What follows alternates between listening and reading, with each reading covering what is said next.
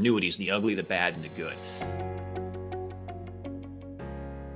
Welcome to our series on annuities. In this series, I'm going to go over the different parts of annuities, and we're going to go through the good, the bad, and the ugly, and I'm going to start off with the ugly. Now, there's plenty of ugly content out there that you've probably heard of, and I could probably take a lot of videos to go through this, but I've tried to summarize it into 2 videos. And you'll want to stay tuned until the end of this video, where I'm going to go over which states don't tax your IRA annuity income. So let me share my screen and we'll jump right in. So we're going to take a good, well-rounded look at these things because there's a lot of truths and a lot of misconceptions about these products in the retirement market. And so we're going to start by kind of going through some things that what people may already know about those things. And we're going to say, the reason that a lot of people may not like annuities. So here we're going to go over why they may not like them and actually why they may love them, right? And so I would say the first thing that most people don't like about annuities is they can have really long contracts, right? Really long contracts. 2, they're not very liquid. 3, lots of fees. 4, a lot of moving parts, complexity, or you may lock in low rates. So those would be some negatives about annuities and what we've heard people say is why they may not like them. Why people have loved annuities, though, is 1, it can protect you from market loss, the right type can.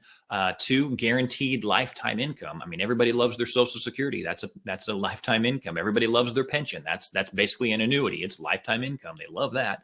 The possibility for tax deferred growth is another love. And the risk goes on the insurance company now. So you're transferring some of your risk of living too long to an insurance company. That's a good one. And then guaranteed death benefits to loved ones even. And so that's what a lot of people don't realize about certain annuities is that there actually is a death benefit. You're not just turning all your money over to the insurance company and saying goodbye to it, right? And so there's a lot of good, a lot of bad, and a lot of ugly that could be out there. And so here's, we often hear a lot of the ugly about annuities, right? And the reality is, we're probably hearing about a specific type or specific kind of annuity. We've likely got a mix of dog people and cat lovers, right? And often the two don't mix.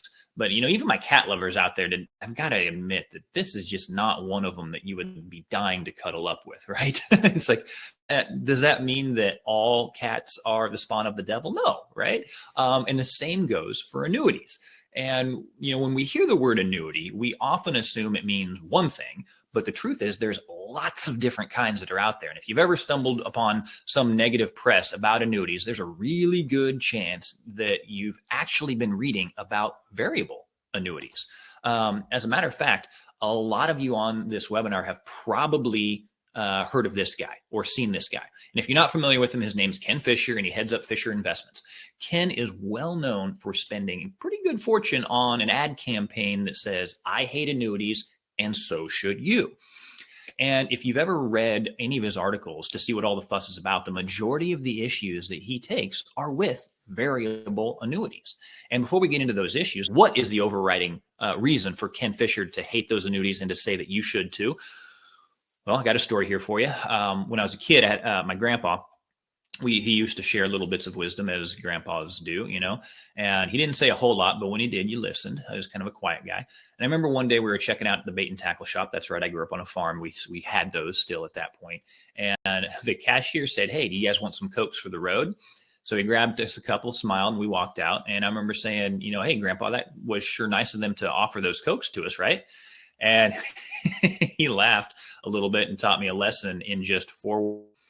Put his arm around my shoulder as we walked to his truck, and he said, follow the money, bud. Follow the money, bud. So a lot of years later, I've taught my own kids that same lesson, and it's applicable here too. Why does Ken Fisher think that you should hate annuities too? Follow the money. As of December 31st, 2019, Fisher Investments had $121 billion in assets under management as an investment company. Why that's significant and what does it really mean for you? Because what's one of the primary competitors of market investments in the financial planning industry? You guessed it, annuities, and more specifically, variable annuities. And so every dollar going into a variable annuity is another dollar that is not going into Fisher Investments. And so my grandpa would just flash that little smirk of his at old Ken, right? But Ken Fisher's biased reasoning completely aside, variable annuities do have some legitimate drawbacks. I mean, we've already touched on a few of them in our session earlier. They're long contracts, not very liquid, all that kind of stuff, right? Two of the biggest downsides to variable annuities are their complexity and their expenses. So let's see if there's any truth to what Ken says.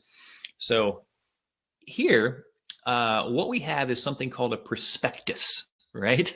For a top-selling variable annuity of last year. And Webster defines a prospectus as a preliminary printed statement that describes an investment that's distributed to prospective buyers, investors, or participants. So most of you may have seen one of these things. What you may have not seen is a prospectus that is 1,158 pages long.